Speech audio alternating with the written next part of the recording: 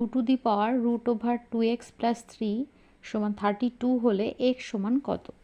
প্রথমে কি করব, এই যে 32 আছে তাকে আমি উৎপাদকে বিশ্লেষণ করে নিচ্ছি। 2 দিয়ে দিলে পাচ্ছি 16, আবার 2 দিয়ে দিলে 8, 2 দিয়ে দিলে 4, আবার 2 দিয়ে দিলে 2। তাহলে আমরা কটা 2 পেলাম? 5টা পেলাম। তাহলে 2√2x + 3 = 32, বা 32-র পরিবর্তে আমরা লিখব